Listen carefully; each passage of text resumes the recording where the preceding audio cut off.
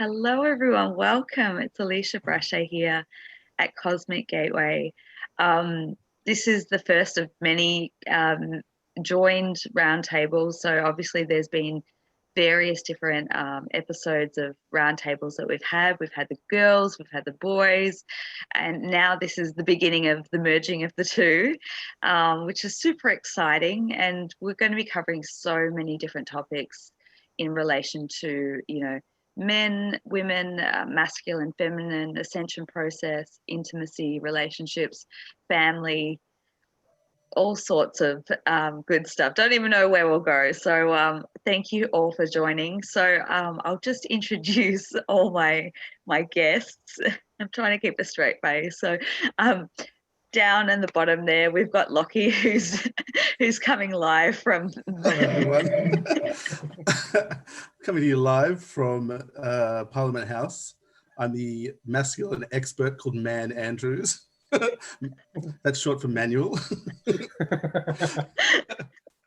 And I promise I'll take this background off in a few minutes. Thank you, Lockie, for bringing the unlimited joy that you bring and laughter. So we have Lockie here, who you would have seen on the first episode of Menergy. Of course, we've got Nick, who was the second guest, all the way, well, not from the Channel 7 studios, thank goodness, but all the way from, I think, is the Western, is it? Western Sydney. Just Western Sydney. I was going to say Western East. No, that doesn't work. Northwestern, no. Southwestern. Somewhere in the general. Yeah.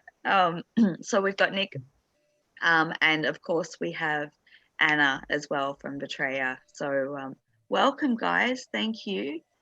Where to begin? I mean, honestly, when we're putting this together, I had a list that was like about this long of all the different insights, and this really purely came because of the beautiful soul tribe that's forming, which I'm incredibly grateful for as it's growing and expanding.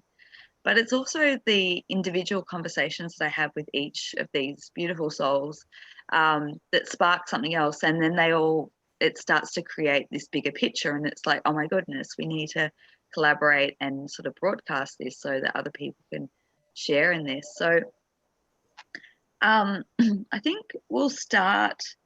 I'm not going to read it, but I'm going to start with a email that I got from a client. So, I mean, this goes back to what we would have discussed, and I don't remember, but I'm sure we would have discussed it with you, Nick, and with you, Lockie, about, there's a couple of topics that sort of mesh together, but I'm always very intrigued on the similarities and the differences between men and women through their awakening or ascension pathway.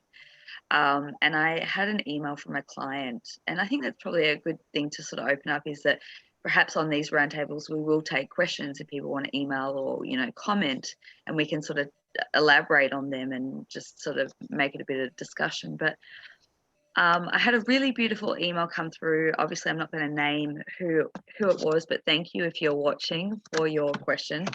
And basically, it was about how to hold space for men who are going through abrupt awakenings, and just to paint a bit of a picture. And this has been a theme. It's quite common in spiritual communities, especially in divine partnership or twin flame communities, where the female, or the one who's the feminine energy, sort of goes through the awakening or the realization or the remembrance first and foremost, and then later the counterpart of the masculine in that dynamic will go through an awakening. So what has come up is that there's been a very abrupt remembrance or realization that has happened with a number of people that she was discussing, as they've come in or out. I love the way out of a haze, or I've been putting it as like an amnesia. And all of a sudden there's this higher level of awareness and consciousness, not only about their connection, but also about, who they are. And that brings a lot of how do I put this nicely? It can bring a lot of shocking feelings to the surface about, guilt or forgiveness, because looking back at past actions and how they've impacted people in a negative way. So really the question was sort of directing, how can you best relate to men who are going through an abrupt awakening and possibly not using some of the fluffy terminology that we might use, how to approach them on their level, to be able to best hold space and support them as they're going through, massive realizations, but also dealing with perhaps guilt or needing to sort of go through a deep process of forgiveness for themselves to be able to move forward, to be better people, better partners, better husbands, fathers, whatnot. So sorry, that was a bit of a long-winded question. I had to sort of paint the theme, but That's all we have time for right now. I have to. I don't recall.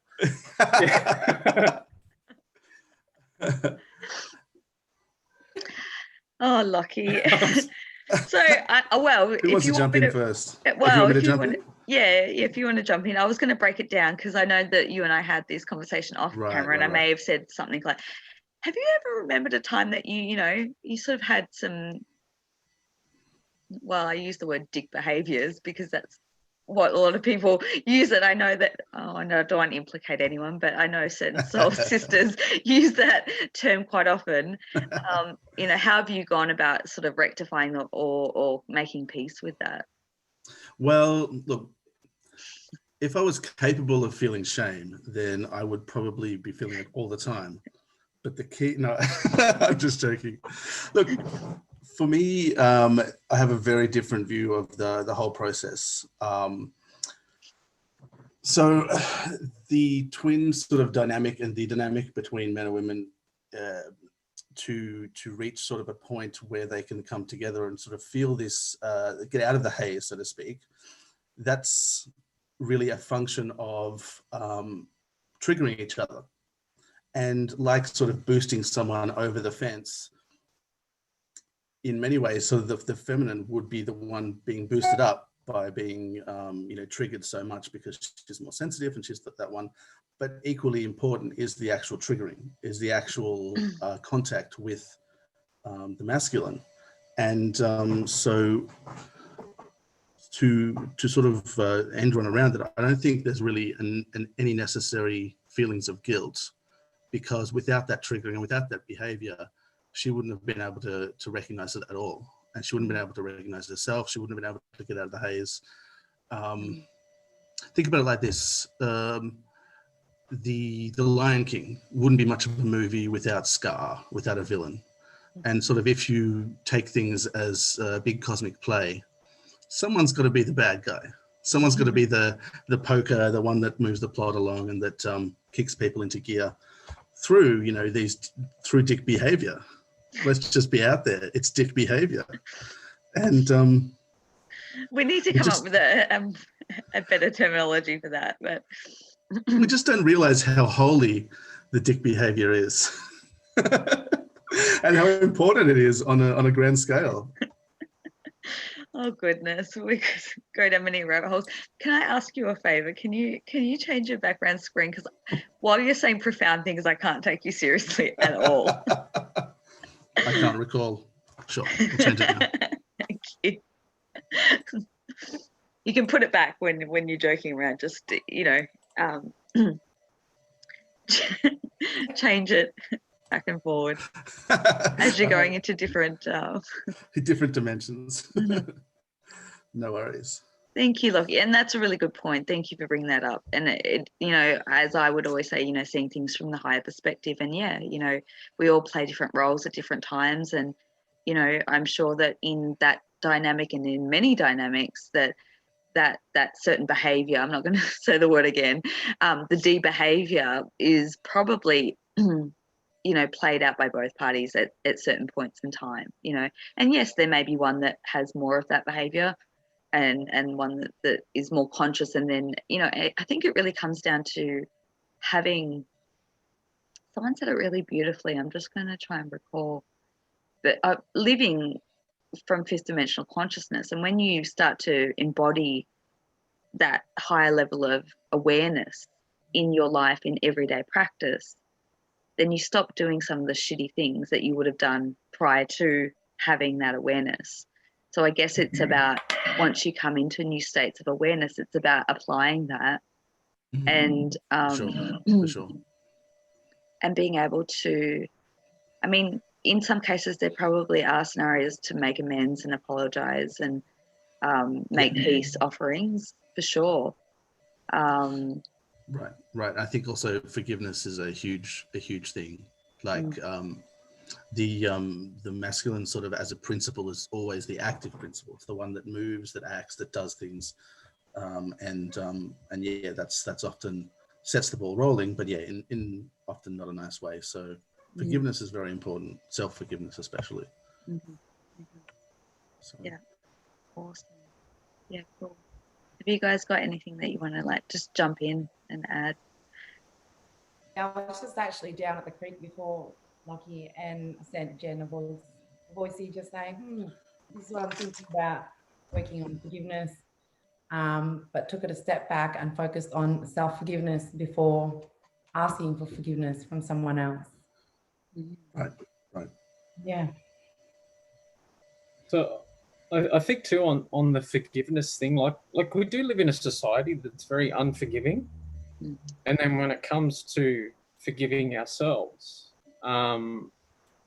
we tend to follow suit, right? Like I've heard plenty of people in the past saying things like, people that are close to me, they don't believe that people can change, for example. So if you have made mistakes in the past, they're still judging you on that behavior. I mean, even the way that I've changed in the last 18 months or so, I'm still judged on what I've done for the past 36 years of my life. So why would we expect, people not to judge themselves harshly on what's happened in the past? But like you sort of got at, it's all part of the unfolding of things, isn't it?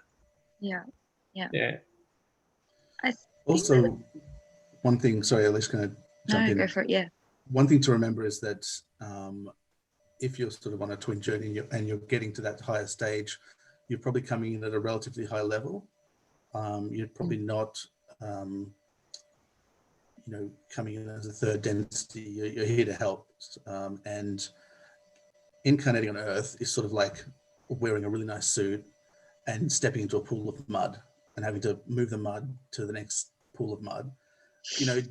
We're going to get filthy, we're going to get dirty, and that's unfortunate, I think, because sort of as higher beings and higher sort of level, if you can call it that, spiritualities, we can do a lot more harm when we're sort of misguided, born into a society that, like you said, Nick, is unforgiving, really quite hostile to anything other than orthodox and mainstream thought, and it can get quite twisted.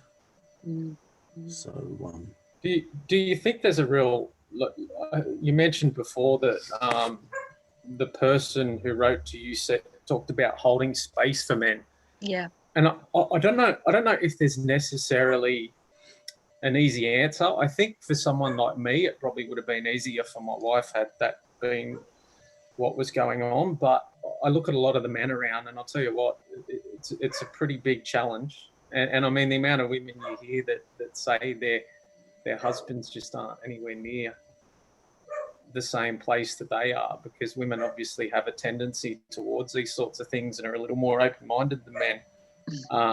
That's where I think, like, sometimes, and hence what I'm doing is men have to hold a lot of this space for other men. And I think you said, Alisha, that when you were doing the Menergy series, you had trouble getting men to actually turn up to speak about it, and I'm starting to face the same thing. At first they're all right, and then they tell, I've got a cold and I'll just have to see, and things like that. So there's definite challenges there.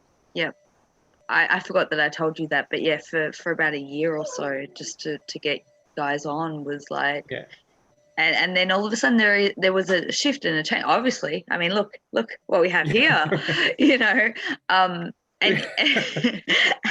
and you can see that there is, you know, my general sense of just observing through my work and through just, you know, interactions and conversations is that there is this very abrupt sort of awarenesses that are coming into play right now, and it is, the men are catching up to speed at such a super fast pace, which is very exciting. And I always believed, and I always talked about the fact that women would sort of go through a longer drawn out phase in comparison to sort of path the way as we do, because we're connected to the, you know, the non-physical realms and the ether. And it's sort of like we had that guidance, that intuitive guidance that leads us into that awakening ascension pathway. And it's almost like we create this, I don't know if I could describe it, it's like creating a pathway that's not physical, it's energetic, it's very light path. So it's not a full set, you know, paved way, but it's sort of cleared the space to allow men to, you know, come online very quickly and catch up to speed really quickly. I think that's what, you know, this email was sort of implying, that they had sort of gone for maybe 6 years or perhaps longer. I'm not sure the time frame, but in sort of this confused haze of not really understanding their connection, not really understanding themselves, and then all of a sudden it hits them like a ton of bricks. It's like this amnesia's been wiped or the spell's been broken, and then it's all of a sudden they can look back and see everything with crystal clarity and see it so differently. And I'm seeing that all over the place, which is very exciting, because when you think about the implications on the global you know, ascension process, we need both components to build this new earth. Sorry, I've gone on a tangent and I've got excited and passionate. So but I guess going back to you, Nick, like I think it is really important. I think that's the work that you're doing is really important, because I think men, to hold space for men, I don't know, that doesn't sound right, does it? But, you know, men to be able to support one another, I think is really important, because they can meet each other at certain levels. But obviously there's, you know, there's a preference too, isn't there? I mean, some men would prefer to interact with, you know, a female or feel more safe or comfortable with a female. It's going to be a personal preference thing. Yeah, I find that a lot of the male teachers don't appeal to me so much. But part of that is because a lot of men, like, that get into this space, it instantly turns into a business. And suddenly, you know, like I was looking at a prominent male figure and I was talking to another guy about him, and he teaches the same thing as some females, but he puts you in sales funnels and all sorts of marketing stuff. And we both saw, like, I saw straight through it ages ago, and the guy I was talking to, same thing, he saw straight through it. So, and that's why women tend to appeal to me a lot more in this space, because they are coming from a much more pure place in a lot of the times. It's not, you know, that's a very broad comment, but yeah. Is that like sales techniques for 5D or something, Nick? It's a sales training. No, thank you. You're going to make sales calls on your crystal phones, you know. Med beds as well.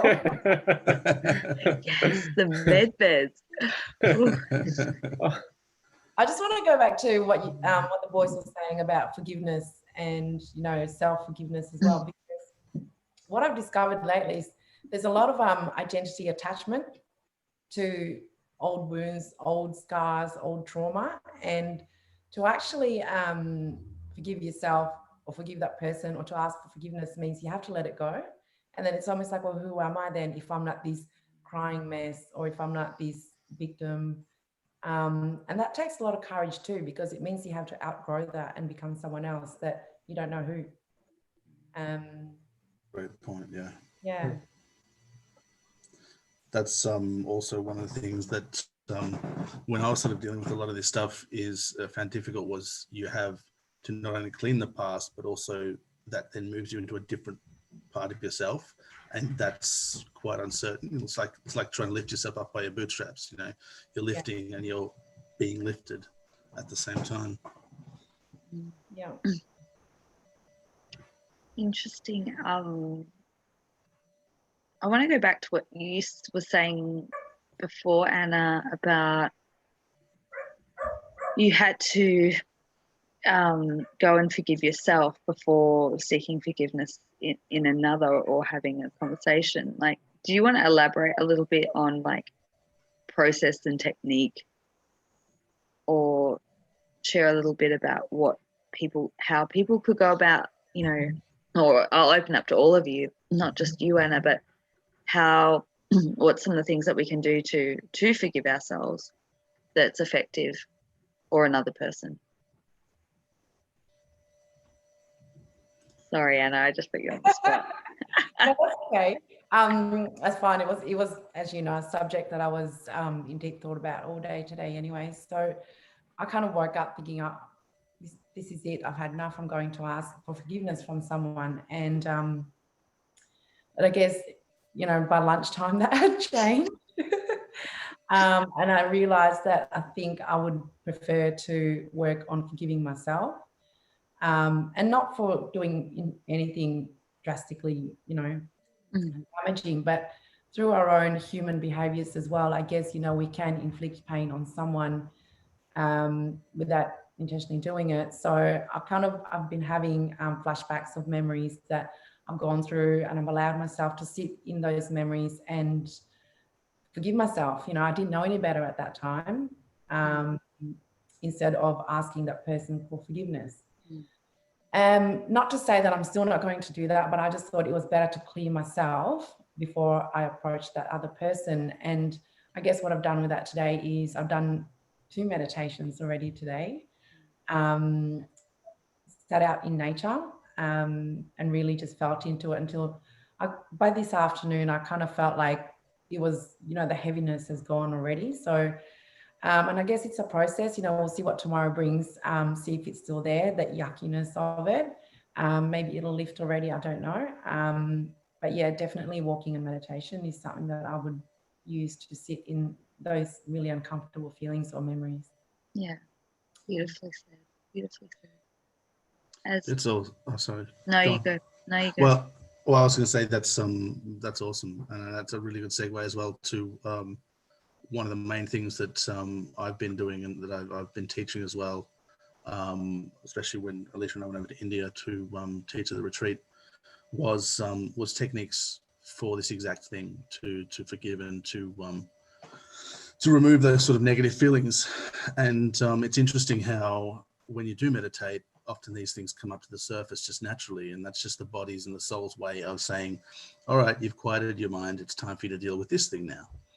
And that's a fantastic way to find the distortions, I call them, that are causing this. And if I can give a few quick tips, especially for, I suppose, for the men watching, often it's harder for us to sort of go into different feelings and sort of heal these things via feeling love or feeling this or that, to sort of override these negative feelings that we have when they come up.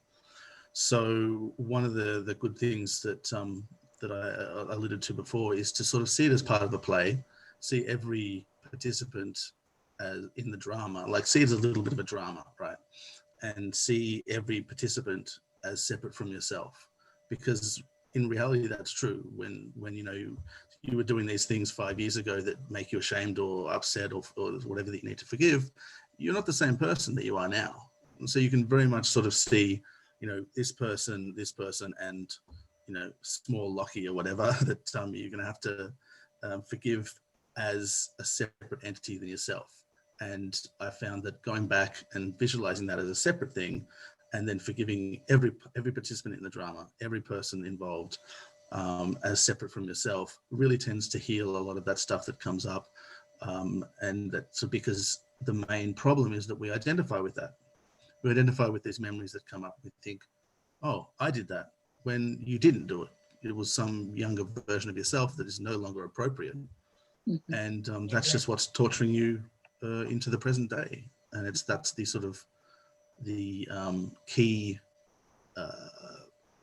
ignorance, I suppose, the key misconception that we take, and we say that was me when that wasn't you at all. You know what I'll say? Yeah, really good point, actually, Lockie, because 6 months ago I was a completely different person. But another thing that I thought of today, I'm thinking, why can't I just send that person a message saying I'm sorry? But then I thought there's a different feel to asking for forgiveness rather than just saying I'm sorry.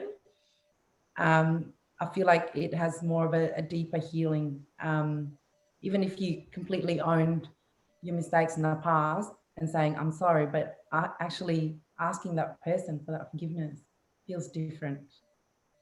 Absolutely. And one of the interesting things that happen when you do that, you, by asking forgiveness and by meditating and sort of seeing their face and saying, I'm sorry, forgive me for this, you actually change their behavior and their response to you in the present time. I've done that so many times for friends I've had disagreements with and people that make me angry and so on. And just by purely letting go of that, it changes everything. It changes how they perceive you in the present. It changes their behavior towards you. That's really good. And don't forget too, when you do that, to see them forgiving you as well and accepting their forgiveness. Yeah. It's a two-part process. And you just, it smashes all these distortions. It's so good. Yeah, so healing, isn't it? I'm like, oh, we're dabbling into quantum here. We're dabbling into Ho'oponopono. We're dabbling into all just a merge of different techniques here. Yeah. I'm loving this. Great. So, Nick, you go. Oh, no, I'm just enjoying the show. Okay. Well, just for everyone's sort of edification that's watching at home, some topics that I found on this subject to be really good, as you mentioned, Alisha, is the Hawaiian art of Ho'oponopono. You can Google that. A lot of inner child work will fix these issues as well, especially for negativities that happened when you were a kid, either something you did or did to you. And the release method, the release technique by Lester Levinson, I found to be absolutely fantastic in doing that. So if you want to get stuck into this is the core of self-development, really. And you can Google those to get some techniques and tools. Like, I know that's I suppose a masculine perspective to really need those tools, but having sort of tools and techniques and objects that you can move around with your mind, I found that's key to the masculine sort of spiritual journey. Yeah. Thank you, Lockie, and thank you for putting it out there for people to find resources and things to go to. But I don't know why this is hovering in my head, and it was like I've gone back to a conversation we had a few weeks ago, and it was based off we were talking about the David Wilcock video that came out, and how he was talking about these type of techniques that they use in some of their programs in training in intuits. You'll have to jump in but I remember we were having this discussion about how by clearing that, it actually develops your psychic abilities and intuitive abilities. Absolutely. Yeah, absolutely. Like, from memory, he was talking about how they would take they're trying to train someone to become a better psychic and a better intuit, and essentially they would have to take them back. They would use a technique called word association and memory association, to take them back to when they felt threatened and when they first felt powerless and stuff. And that's when you start to bring in distortions. And for almost all of them, he said it was the first time their parents said no to them. Like, they said no more food or whatever when you're feeding the kid in the high chair or whatever, and the kid's outraged. It's like, how dare you? Then that's when they start forming that negativity. Like, oh my God, things are limited. Everything else has been given to me when I cry, and no, how dare they? And that's when you start forming these negativities and these distortions. And he said healing that primary one is phenomenal for just letting the rest go. Like a tipping point. In a way. Yep. Like, I would say that having the distortion of an individual self is probably the one thing that when you unpeg everything else falls away, that something like this would be incredibly close. Wow. Just I mean, something in me then. oh, well, you know what I was thinking as I was listening to Lockie say that. Obviously, Nick and Anna, you're both parents. Like, how does that make you feel? Yeah, I'm sorry. I'm sorry. What have I done? I actually like to use that technique and ask my kids what they remember. Because you'd like to think, you know, you'd be the same, Nick. You'd like to turn around and think, yeah, I did great. I'm sure there were moments where, like you said, sorry, I keep wanting to call you Lolly. So please use my full name, Man Andrews. I remember a time would, you know, we say no, and I remember my son, you know, because he was such a good child, he was, you know, hardly ever had to say no. But I'm remembering a time when he was younger, and I think he was about 6, and I did say no. I'm thinking, I wonder if he remembers that, and he's holding that against me without knowing. Or, but great tip. I'm going to ask my children that actually. Mine is still young enough. I might have time with one of them, just to give them everything. Because Lockie said so. Yeah.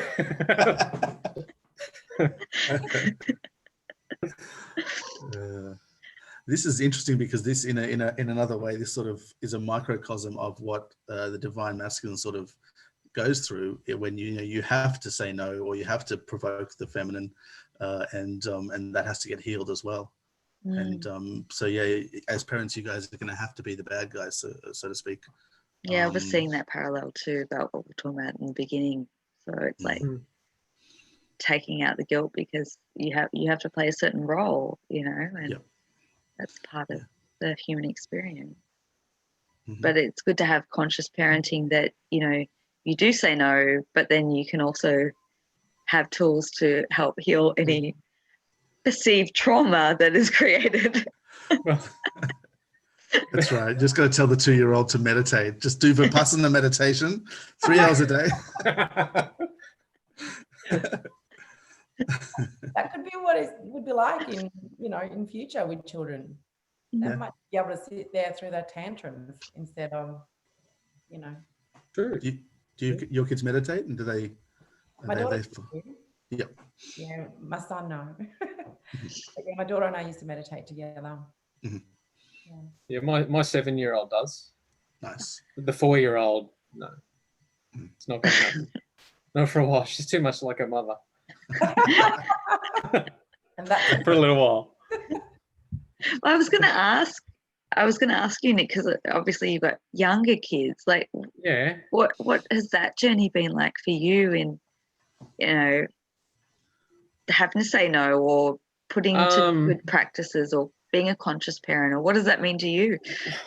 Well, I'm not actually. I have been thinking about this lately, because someone messaged me from a group that I'm in, and was just asking me about it, because she's a single mum with a 2-year-old, and asking what activities we do and things like that. And I basically said to her, like we obviously, I want the girls at a young age to be able to calm their minds and meditate and go inwards and things like that, so they don't have the challenges that I faced when I finally decided to do it.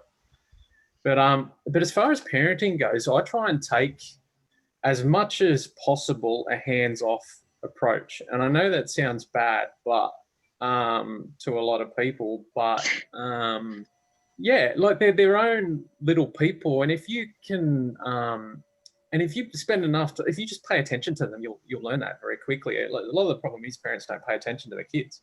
They don't listen to them. It's always just do this, do that. And I mean, things like my daughter's report card for homework is terrible, and I always have to go to the teacher and say, that's basically my mark, not hers, because we don't force anything like that. You know, even things like school, like I didn't fit into the box of school. So I'm very conscious that my children might not. So we've looked at the idea of homeschooling. But in saying that, you still got to let them go and see if they like it and start to learn what they enjoy. Because there was a point where I was dead against school. And I realized that it was me that was dead against school. My daughter may not be. So she has to go, and she's going to school at the moment. We're seeing how it goes.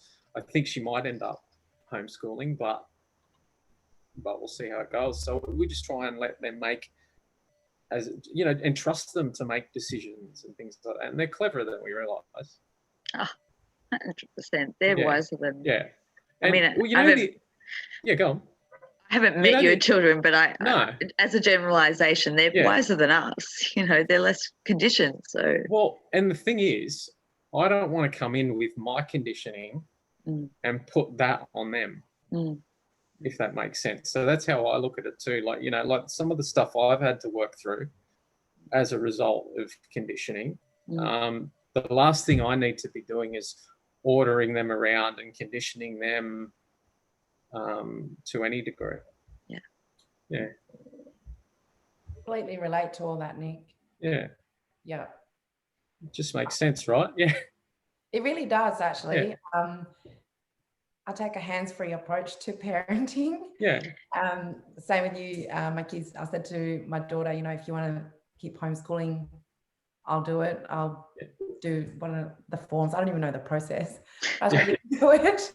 But then she did make a good point. She said if she homeschools, she'll miss out on formals and, you know, all the high school stuff. Yeah, well, that's fair enough. So, but yeah, I like your technique. Yeah, well, we miss like when my 7-year-old is at school and I'm home, I can't wait to go and pick her up.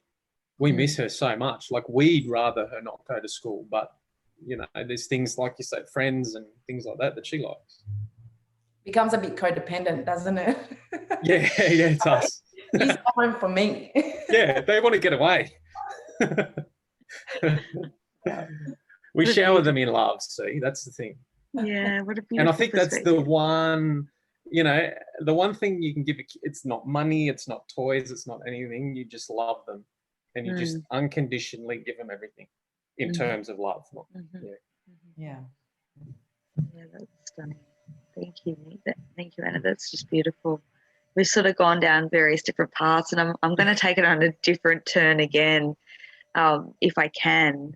And I'm going to go back to you, Locke, because I know that you shared an article, which I didn't read. None of us could read it. It was tiny. but we had a conversation about it, so I'm aware of the content that was on it, and I thought maybe we could pick up at that point. Right. Yeah, for sure. Look, the basic summary of the article was, I suppose, a list of the ways that modern society, whether engineered by, you know, the people in charge or just how it's evolved, is destroying and is against the production of a hormone called oxytocin. And that's what's called the cuddle hormone. And that's especially relevant for you know, society today, when we're all in lockdown, when we haven't seen people, when, you know, the government says you can't have more than 2 people in a certain area or whatever. We literally have to be 1.5 meters apart. And it sort of exposed a lot of the devastating effects of not having this hormone and not being able to produce it. And I suppose one of the bigger things that sort of that produce oxytocin is relationships, and so there's been sort of obviously an explosion of different types of relationships, and no longer, you know, 1950s style. You get married, you stay married, and then you die. That's ironically that's the perfect sort of breeding ground for the cuddle hormone, and that's just so increasingly relevant to our health, mental and otherwise.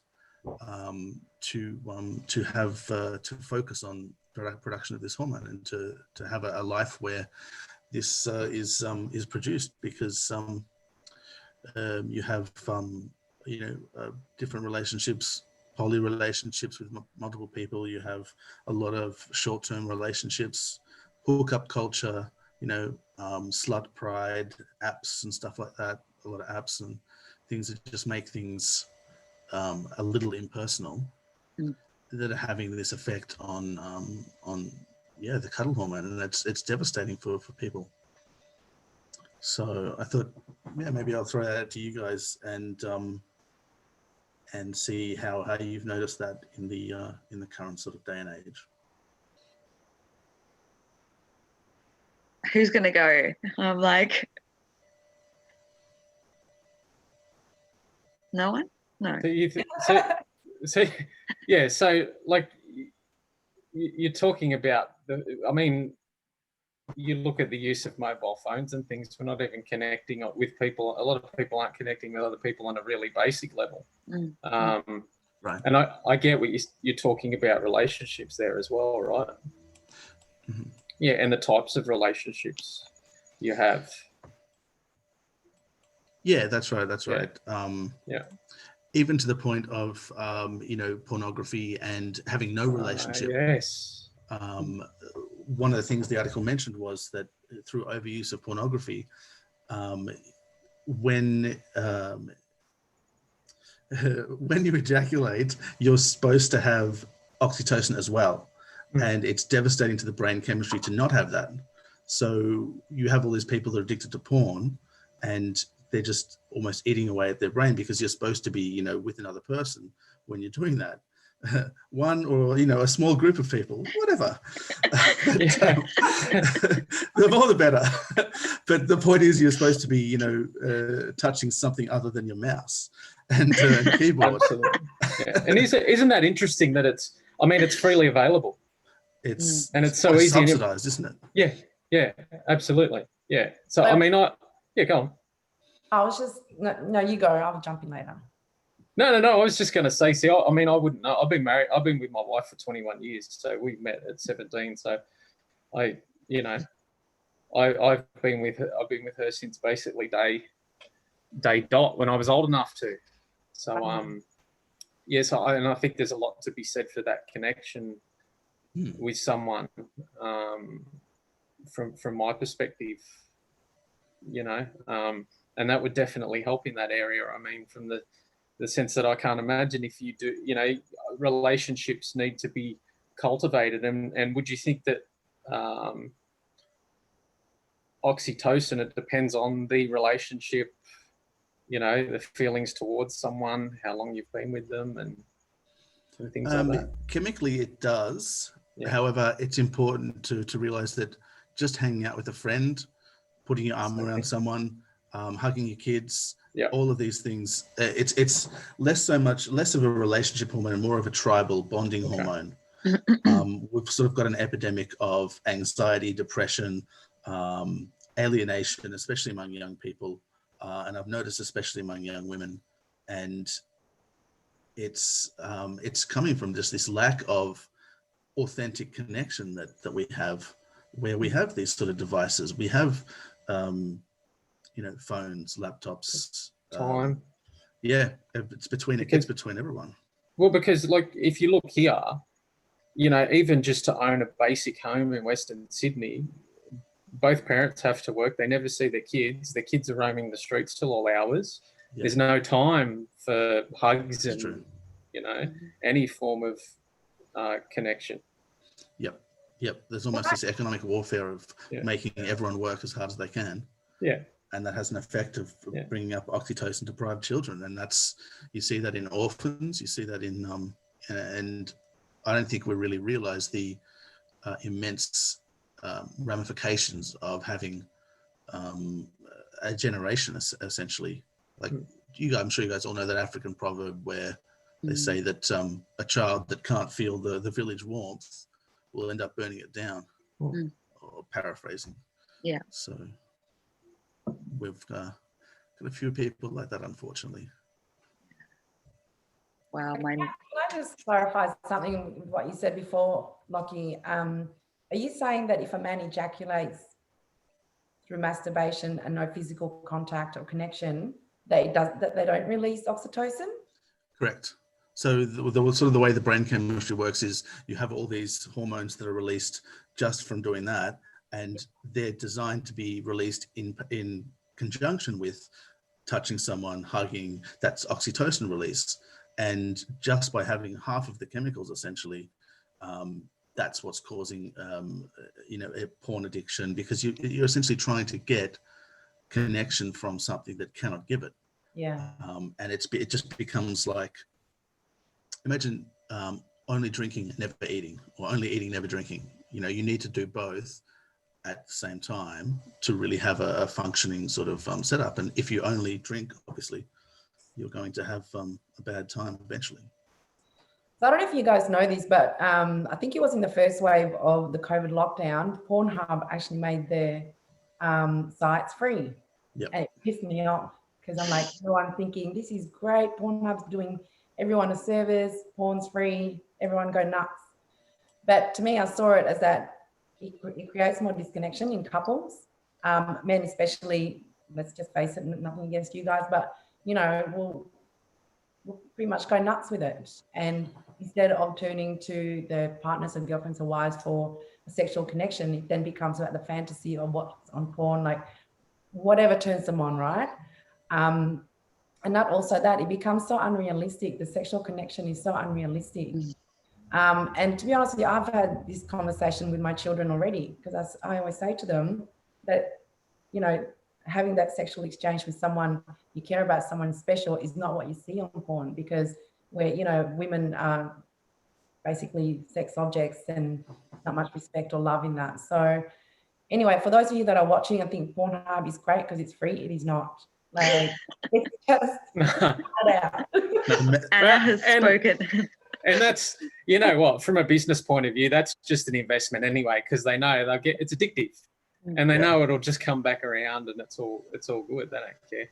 Yeah. It was actually quite clever, because I think he actually ended up earning millions through the advertisements on his on Pornhub. There you go. Because it was free, it was getting so much traffic, and everyone's in lockdown. So yeah. The mouse never understands why the cheese is free. You know, I agree with you, Anna. I think you're spot on there. I really do. It's a terrible thing. But speaking of, go for it. Speaking of oxytocin, then, and you know, poly relationships, does that mean people are addicted to oxytocin, that they require more than one partner?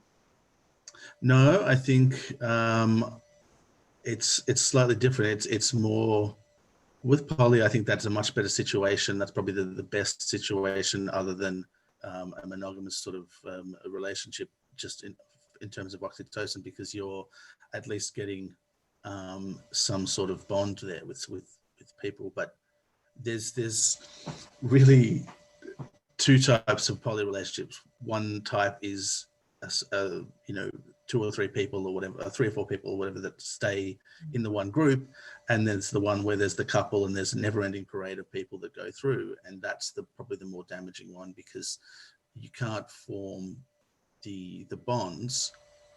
So basically what happens is you form the oxytocin release, tries to form the bonds, and then when the next person comes along, they're like, oh crap, so they try and form the bonds again, and it just gets a broken bond each time. And to be honest, I don't know how that relates to the regular relationship, but I would suggest that there's some sort of deficiency there that makes the seeking of others more attractive. I'm not too sure. I'm not an expert, but I just, in terms of oxytocin, it's the breaking of the bonds that and sort of the massive amounts of partners that's the damaging thing. And you can see, like, I don't know, I'm trying to like take everything that you guys are saying in from the bigger picture of ultimately creating this divide and separation.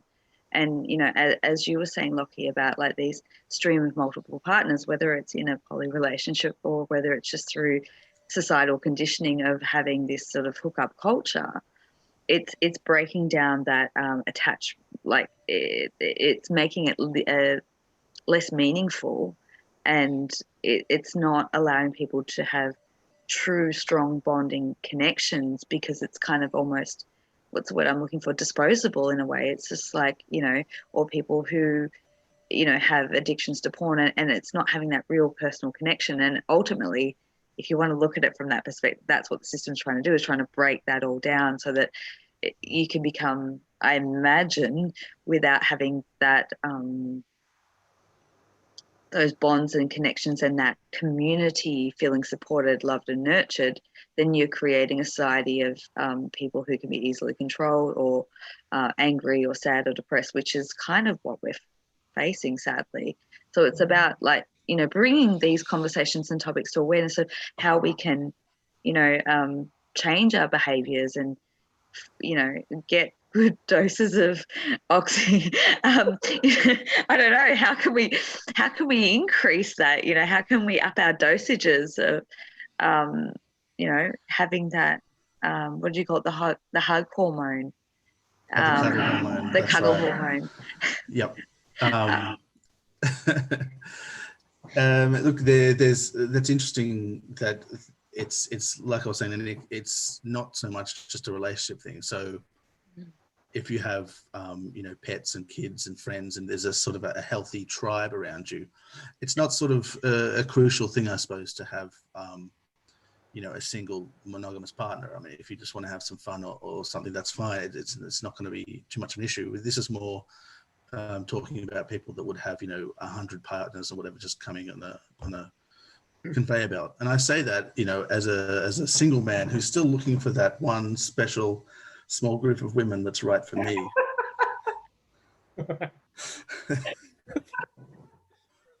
Pause for laughter. Oh, Lockie. I've heard that one for years, but it still makes me laugh. I slipped it in.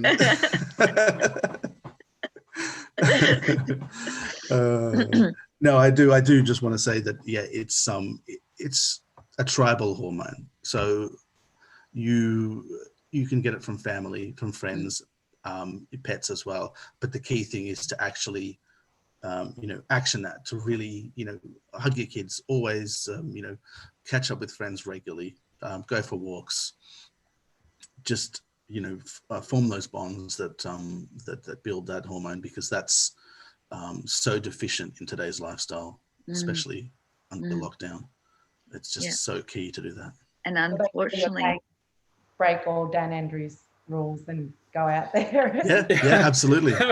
Absolutely. That raises adrenaline often. Trust me, I know. Yeah. First-hand experience. Oh no! I heard someone saying breaking rules. Stress hormone. Man Andrews says break the rules.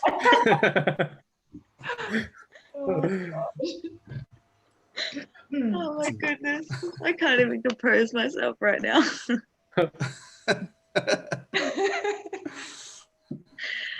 Break the rules.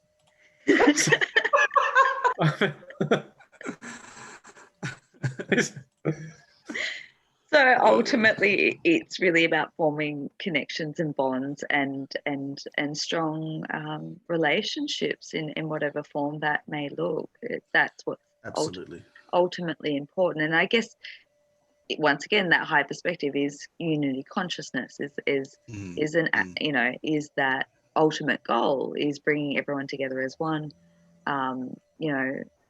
And that's what we're all striving for here. And the more that we can action that in our own independent lives, in whatever way that we feel guided to, is, yeah, for sure. And we can see how much more serious not having oxytocin is compared to the COVID thing. So absolutely, if you're feeling lonely, you should absolutely break the rules, because that's so much more important than, this projection from authority saying you won't do the disease if you're 1.5 meters apart, which is really based on nothing.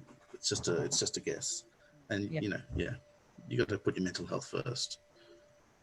Yeah. So can we even look at like something like you say, connection, like smiles, and we've got to wear, people have got to wear masks now, and you can't even properly connect with someone just on that level. That's a great point. You just made me remember that in the article it said you can get oxytocin from simply smiling at someone. So that's sort of, if you have no one around, just going around smiling, not in a weird way, like not like a creep. Yeah, but a smile exchange between two people it literally releases that. So it's just amazing how, like you said, the masks stand in the way of that. Yeah. Just having images of like Lockie hiding in bushes and jumping up and smiling. Sorry, Man Andrews. Man Andrews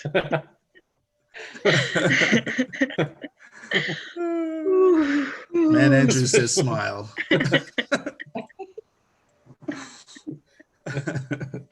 I'm just trying to think what background you're going to come up with next. Oh my goodness. No more, Lockie. I'm a bit scared.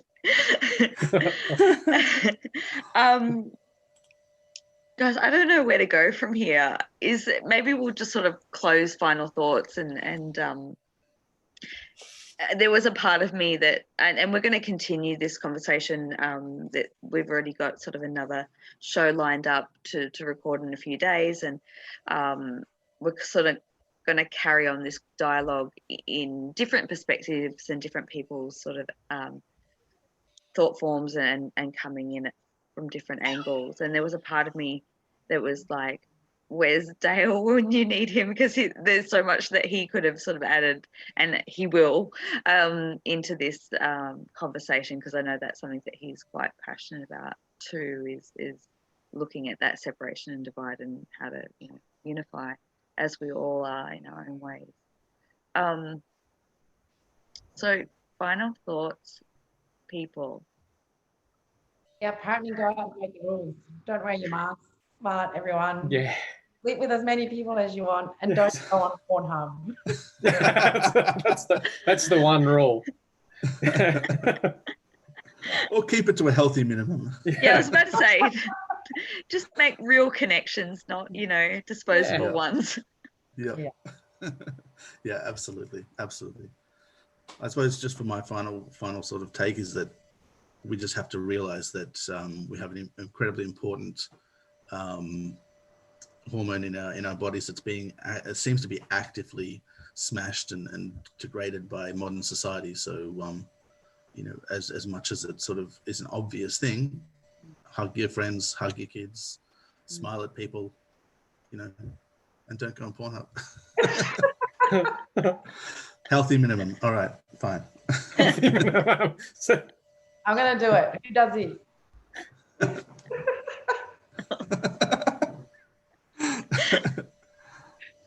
Oh goodness, I hope this video is not going to get taken down. Oof. It's too real. It's too raw. Oh goodness, Nick, I mean, where do you go from that? Seriously. I don't know where to go. When can we vote for you? You're still better than the other guy.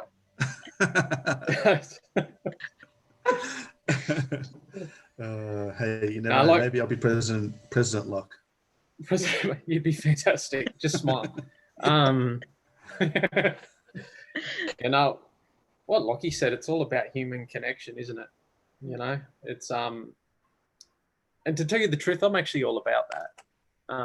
And that's got a lot to do with the stuff I'm going to do, and getting men to open up to all of this, and because it is far too important. And like you say, you've got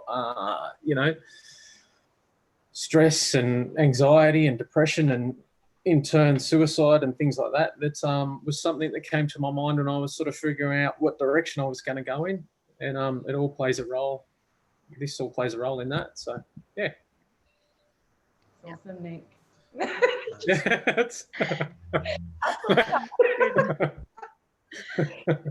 Well, I can't thank you all enough for bringing your perspective, this conversation. We've certainly gone down some tangents and some rabbit holes of unexpected conversation, and I think it's really good stuff, and it's really stimulating stuff to get us thinking in different ways and looking at how we can approach life differently and be better people, and bring unity into our lives and the lives around us and onto the planet. So thank you so much for everyone that's watching. I hope that you've enjoyed it. Thank you to Nick, Lockie and Anna. It's just been so much joy and so much laughter, and I've completely lost it now. So big love to everyone, and we will see you on the next episode.